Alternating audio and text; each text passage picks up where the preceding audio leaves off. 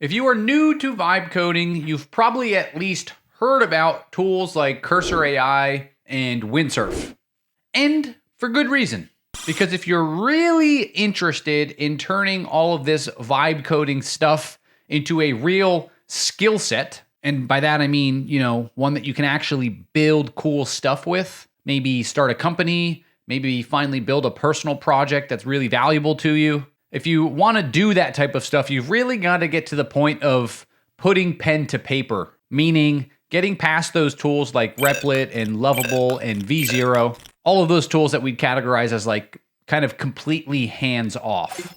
Why do we need to do that? Because once your app approaches like exiting beginner level complexity, those tools tend to implode on themselves and become really bad and unworkable very quickly. So unless you're building a to-do list startup that you think will rock the world, you need to take it to the next level. So in this video, I'm going to show you how to do that using a tool like Cursor. So these features that I'm going to go through are the top 5 features that I personally use every day to build my own software products. So we're going to go through each of these features and talk about what they actually are, how to use them, and why you would want to use them. So this video is going to be great for you if, number one, you're making the leap over from a tool like Replit or Lovable and the idea of using Cursor seems a little bit intimidating to you. Maybe you've downloaded it, maybe you've tried it, but you're not really quite getting what it's all about. Or number two, you're already using Cursor to some extent and you're wondering if there might be some other little hidden tricks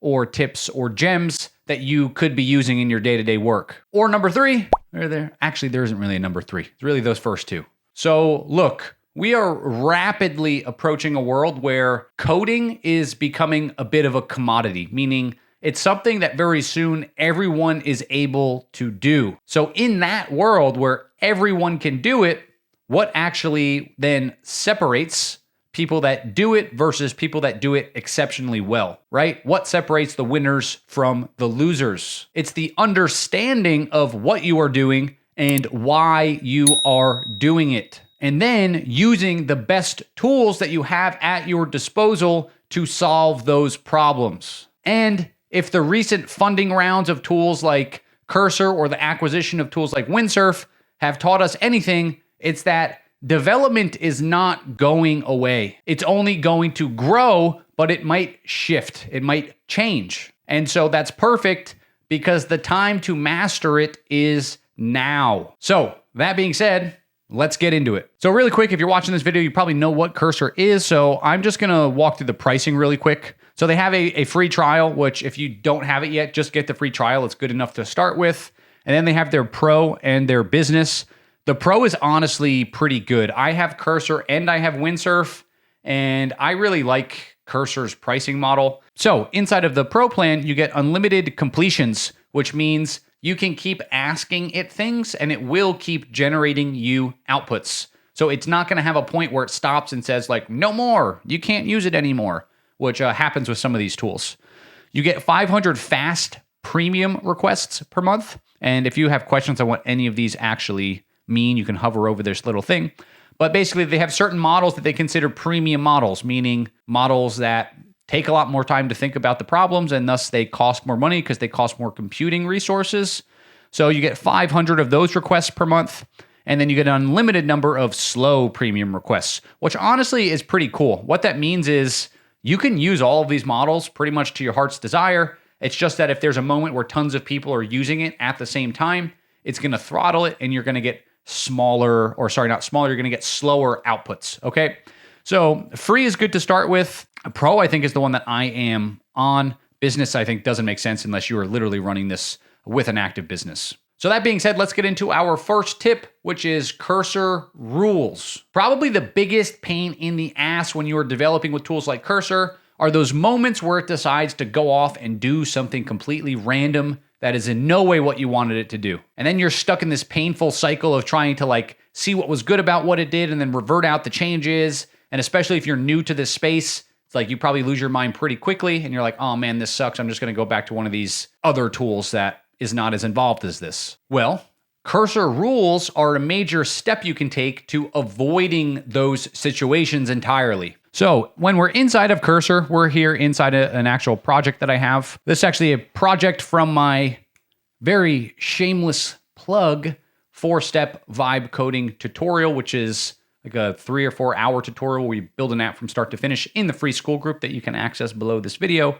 This is an example of a file we're using to design things, like doing a design exercise. And so when we're in here, we can go to our cursor and then go to settings, cursor settings. And then inside of this, we have this section called rules, okay? So what rules allow us to do is they allow us to give a set of instructions to cursor every single time it goes to do something, right? So if I'm going to make a request to change my backend code, I can say, hey, every time you go to modify any of my backend code, you have to process this rule alongside that code. And so what this helps us do is avoid, again, those situations where it goes out and it does something that isn't actually following the conventions of your app. Maybe it goes out and instead of using the database tool that you were using, it just concocts a solution that's using an entirely different database. Next thing you know, everything's broken and you're sad. This helps us avoid that. And so the way that we do this is we come into our rules section and then we select this option to add a new rule. And then we come in here and we give it a name, right? So I'll just name it test. And so now that we're inside of here, we're able to place a rule inside of this file. And so a great resource for finding these rules is a tool called Cursor Directory. So cursor.directory, and you're going to come to a screen that looks something like this. And so let's say we are building a React Native project. We have all these options on this left-hand sidebar of different languages that we could choose rules for. But let's say we're building a React Native project and I click on React Native. Or even better yet, let's say it's an Expo project, so we click on Expo. And so now we have a bunch of different rules in here that could tell the system, if we chose one of these rules, how to actually develop properly inside of Expo. And so I could copy one of these and I could pop back over into Cursor and then I could paste in that entire thing. And then we have this option up here under rule type, which says, when do you want to run this rule? And so there's a few different options. Always would mean every single time you send any message. So if I was in here and I was, typing to the system and saying, hey, build me XYZ thing, it would send this like every single time I send a message, it's going to send this rule with it. That's our first option. Then we have auto attach. This is the one I think I probably use the most. And this is where we can say anytime it matches a specific file pattern. So what does that mean? If maybe my server is in Python, right? I have a Python server and a JavaScript front end, say. Well, I could say that every time I have a Python file, every time the file that we're working with matches a Python file, I need you to send my backend rules, okay? And so this can be, again, super, super helpful because we can start saying I have rules for front end, I have rules for back end, I have rules for when I'm working with my database, I have rules for, anything under the sun. You can create specific rules for those and then say only send this rule set through when it matches that file type. We then have agent requested. So you could just describe when this rule gets used. So say it is like, technically it's a Python file, but this is specifically like a database schema. And you could say something as a description like use this rule anytime you are dealing with database requests and need to modify a schema, right? And so it's going to know now when the agent is running over here and it's building whatever we're asking it to build, it knows if it needs to pull this rule or not. So that's like a little bit more of a intelligent reason or way to use this. And then you have manual where you could come over here and you could just say, hey, in this specific case, I want to use a specific rule. And so this is huge for beginners. So an analogy here for you would be like, imagine if you had a senior software developer that is standing there side by side with you, making sure you're following proper conventions. For example, how should your code actually be structured? How should different files and folders be named? How should you handle using TypeScript? For example, using strict mode inside of TypeScript so that you have better type safety and things don't accidentally break on you. So you can kind of force these best practices on yourself. And so cursor rules are a really great example of where an AI tool enables you to immediately become intermediate level, at least, at a skill set that you really don't know about or aren't super, super knowledgeable of. But even the best software engineer, if you were working with them, would have a hard time answering your questions and helping you if you kept giving them wrong information. Or maybe you're giving them garbage, irrelevant code to check, especially if they were, for example, short on time, right? They got their lunch hour coming up and you ask them to help you with something. And then you give them all the wrong code to look at. That's not going to be super helpful. Like imagine if you said, hey, I need help fixing my login screen. And then you sent them code to a newsfeed screen. Well, that is where tip number 2 comes into play, managing the app's context. So in the world of large language models or LLMs, we have this concept of tokens.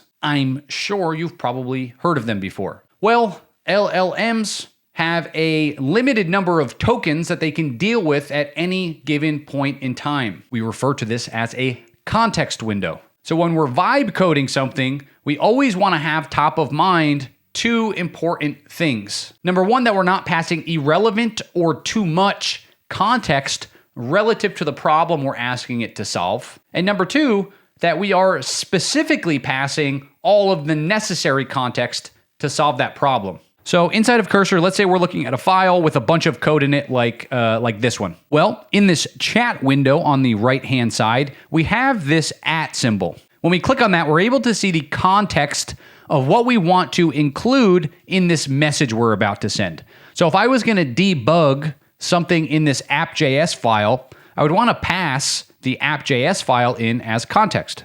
And so if we click on this again, we can see, well, there's actually like a lot of different options that we have to pass in extra context. So we can pass in specific files and folders. Maybe we're debugging our authentication service in our backend, and we want to pass in the entire directory that handles authentication to figure out what's wrong. Specific docs. Let's say that maybe we are trying to work with a specific library or a specific framework, and we want to use the most up-to-date information or documentation about it so that it doesn't make up responses. So I could come through here, I can click on that, and then it's going to send through that documentation in the request.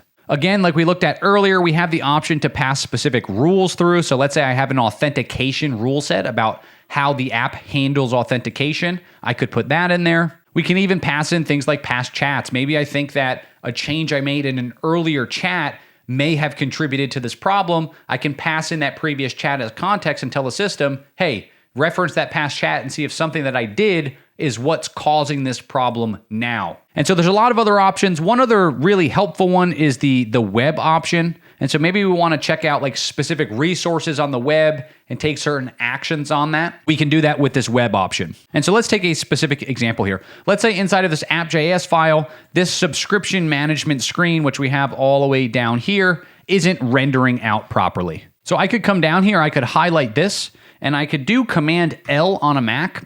And you'll notice up here that instead of it just being app.js, it actually passed in these specific lines. And now what I could do further is I could go into the component directory and I could come through here and let's say that I know that it is this file that is also part of this. And so I could come through here and I could add that to the context. I could come down here to this one. I could add that to the context. And now if I was to come through and make a request, I could say something like, help me figure out why the subscription page isn't rendering. And now instead of going out and looking at every single thing that I have in my app, it is going to specifically look at these files. This means a few things. Number one, it's not going to waste a bunch of time trying to find the correct files to use. And probably more important, number two, it's not going to select the wrong files and start making changes to them or making up files that you already have inside of your code base and just creating random solutions and creating chaos in the system. For example, let's go back to that authentication debugging problem. I could say, hey, I'm having an issue with my authentication in the app.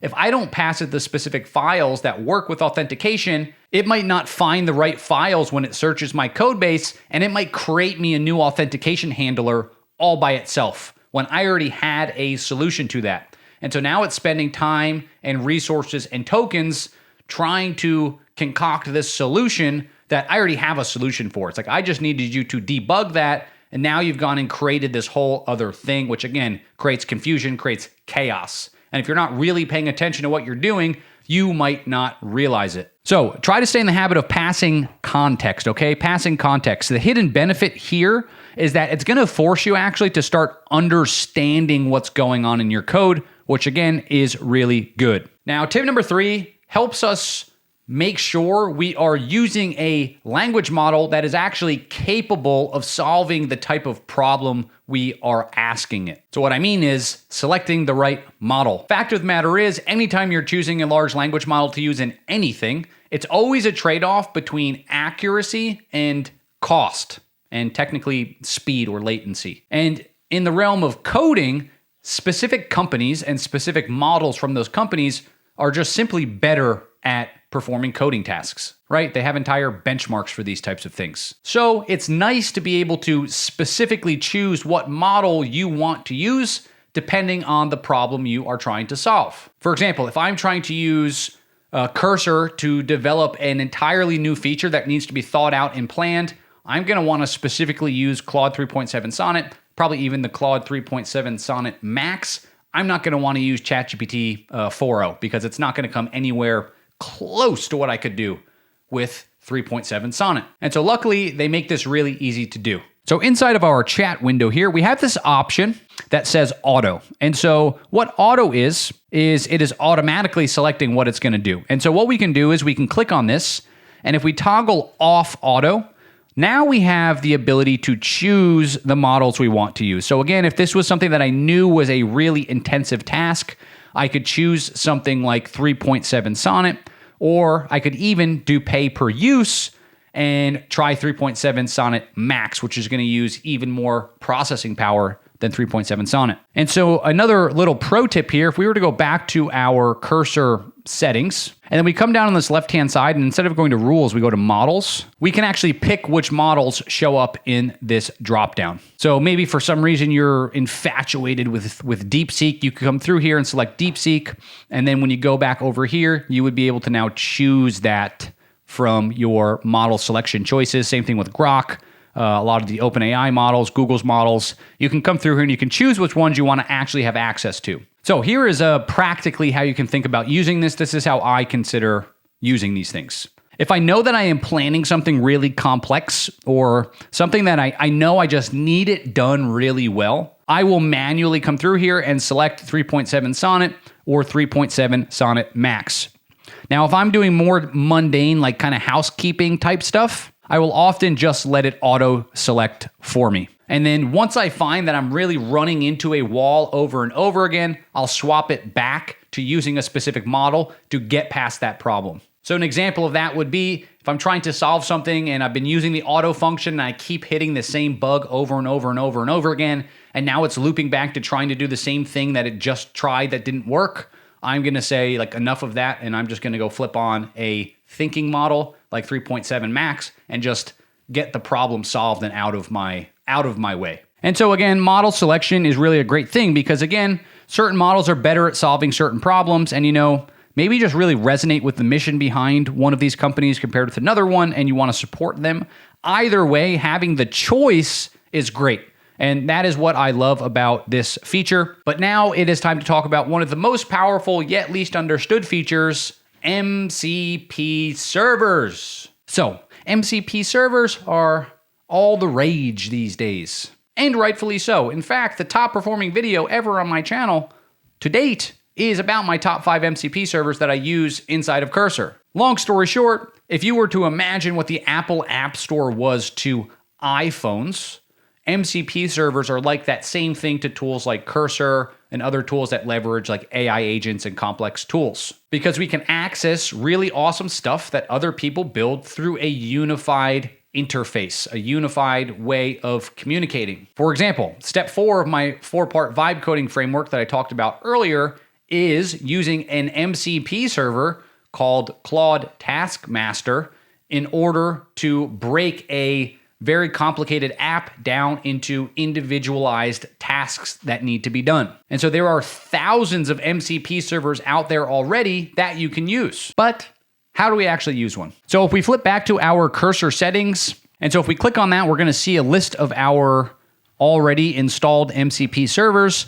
And so right below rules, we click on MCP, and now we have a list of our installed MCP servers, okay? And now if I wanted to add a new one of these in here, I can come up to the right-hand corner and click this option to add new global MCP server. Now, do not let this screen scare you. So what we are looking at is each of these individual little things like that is as simple as it gets. That is an MCP server installation, okay? So I have one here for memory, I have one here for Taskmaster AI, and I have one here for Exa. So let's say I want to add a new one like Context 7, which is one that I actually do love, and I deleted it so I could show this to you. So we can go back to our browser, and then let's say we were looking at one of these MCP servers like Context 7 on their GitHub repository. And let's say I wanted to use this thing. I heard about it, and you heard me talk about it, and you're like, man, I want to use Context 7.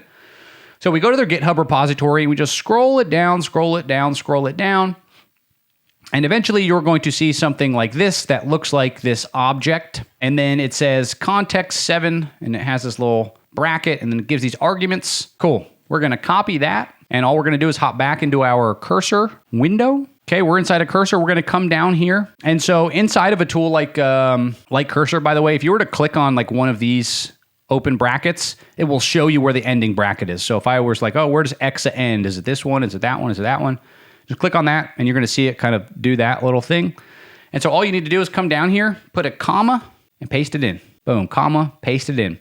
And that is literally all you need to do in order to install this thing. Boom. Sometimes it'll give you a little error there. And so we went through and we refreshed it. And so now if I was to come back here and let's say like I wanted to actually use this thing, we can see that inside of here we have these two different options, resolve library ID and get library docs. So I could come through here and I could say use Context 7, which is the name of the server, to find the library ID for Next.js. Let's say we're building a Next.js app.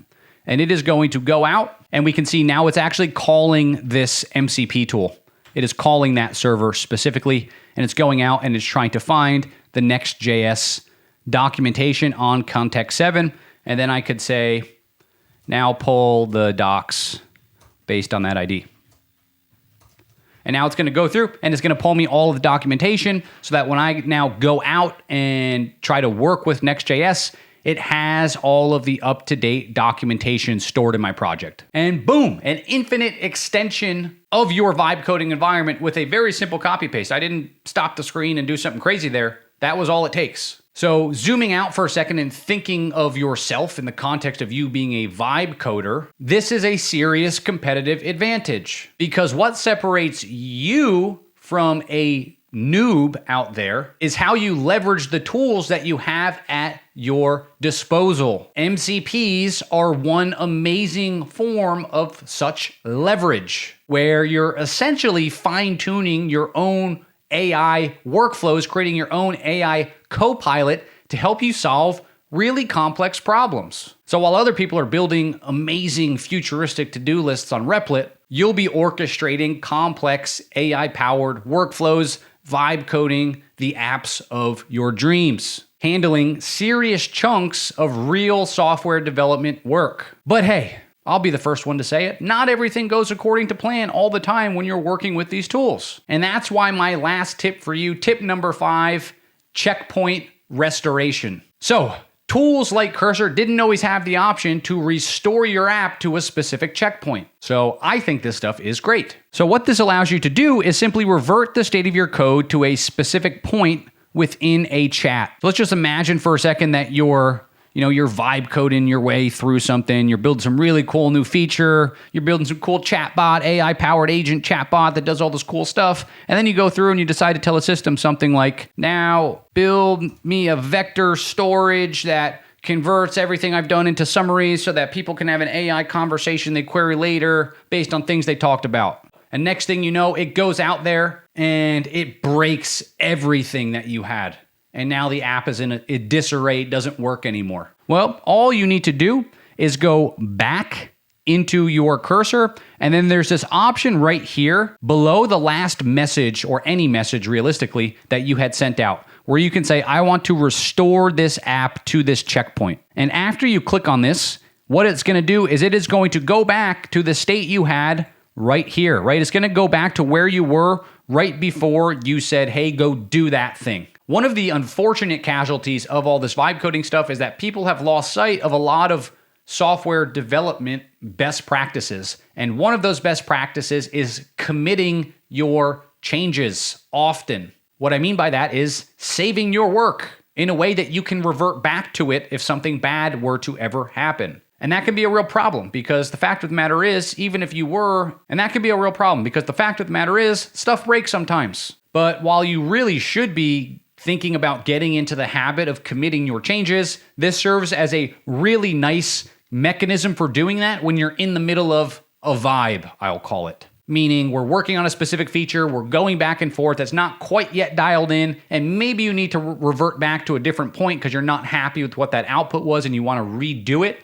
That is really what this is for, but you should still highly consider getting into the habit of committing your changes at least after you're done with the conversation, because you can always revert back to that point in time if you mess something up later. So that's it, guys. Top 5 cursor features for people that want to get up and running with this stuff ASAP. These things honestly are all you need to get up and running with cursor specifically as a tool as quickly as possible. Because the biggest mistake you could make in life is thinking that something like this is too complicated for you and never actually getting started. As someone who does this nearly every single day, I can tell you with certainty that these 5 features that I showed you are the ones that I actually power use like every single day in real life, and is really all you need to be confident in getting started. So that being said, that is it for this video, and I will see you in the next one.